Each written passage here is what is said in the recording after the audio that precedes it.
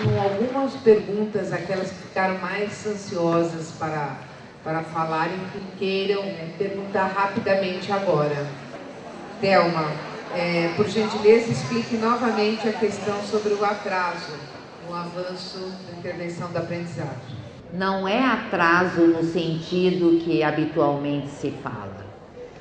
Quando eu falo atraso, eu estou falando, por exemplo, de uma situação onde as crianças estariam evoluindo, né, em uma situação onde a informação circula e elas estão sendo desafiadas a escrever e a ler.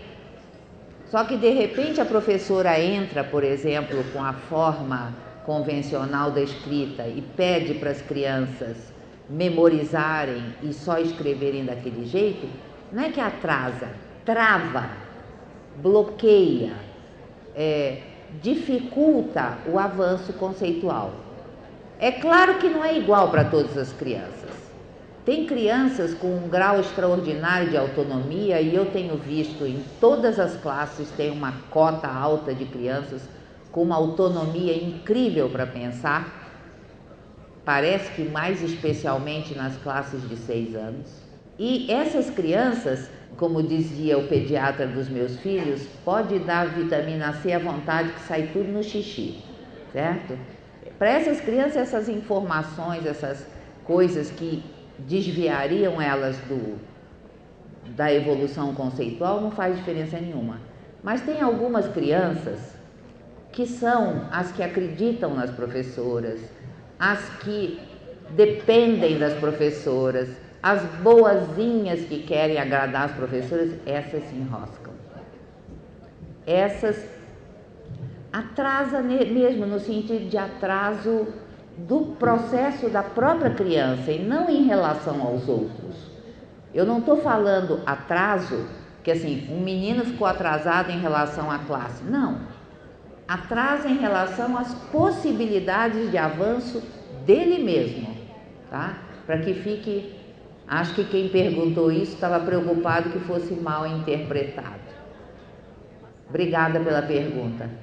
Olha, aqui diz assim, se o conhecimento lógico-matemático perpassa toda a produção do conhecimento sobre a escrita, por que na formação do ler e escrever os conhecimentos matemáticos ficam meios secundários ou atividades sem amarração teórica agora citado? Bom, em primeiro lugar, é importante que a amarração teórica vai vindo à medida em que se mostra necessária. Nós não somos um curso de lógica, certo? Nós não estamos dando aula de lógica matemática. Nós vamos buscar em qualquer área que nos oferecer fundamentos para aquilo que a gente faz, que é ensinar a ler e escrever. Na verdade, não é na alfabetização que a lógica tem um papel. É em tudo.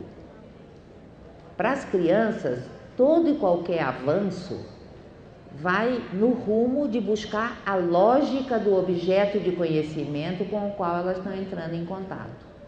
Como no nosso caso é a escrita, elas perseguem a lógica do sistema de escrita.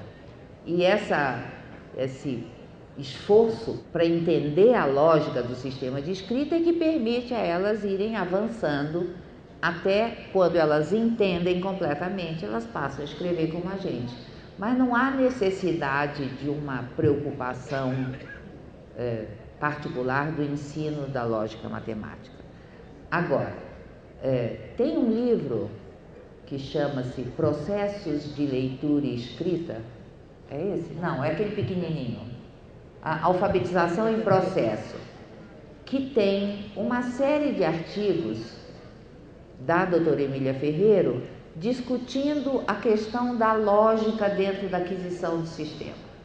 Então, se alguém tem um interesse maior por isso, ali tem um artigo, por exemplo, sobre a escrita da negação e da falsidade, que é uma discussão inteiramente lógica, tá?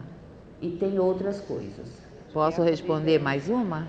Olha, são duas perguntas. Uma diz, de acordo com o que você expôs, é diferente querer saber sobre o conhecimento perceptual e o conhecimento conceitual. Não é perceptual o outro, hein? É o conhecimento de origem social. Então, intervir para a construção conceitual significa sempre fazer perguntas prospectivas e não informar o aluno ou certificar-se do que ele sabe? Claro que não, certo?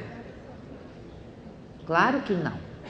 Todas as vezes que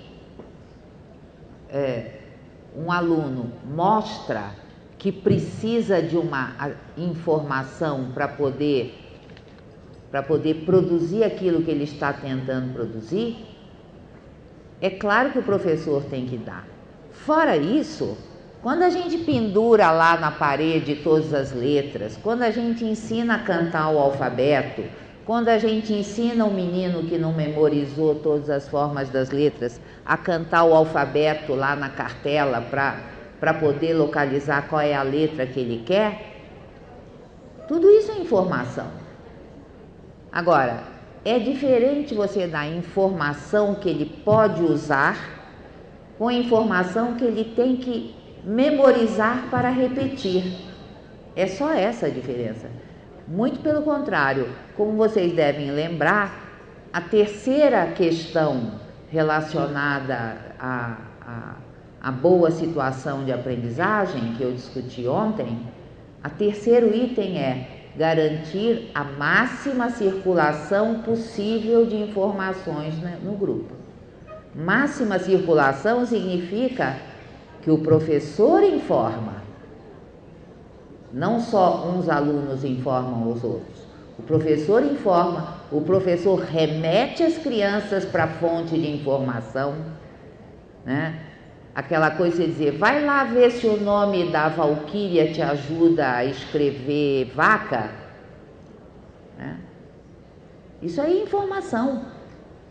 Agora, é uma informação carregada de uma outra coisa, que é uma informação que diz não só o que, mas como buscar a informação. E isso também é importante para a autonomia da aprendizagem das crianças.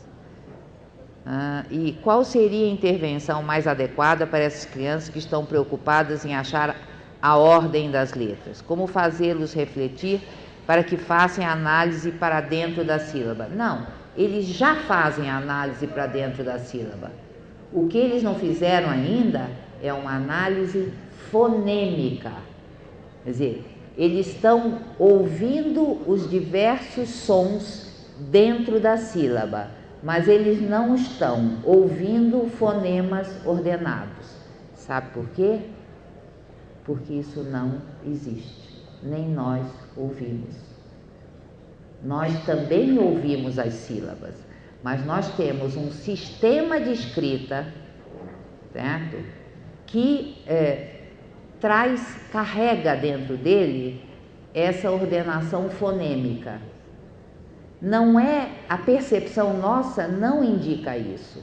Se você não tiver familiaridade com a escrita convencional, você nunca vai ordenar essas letras.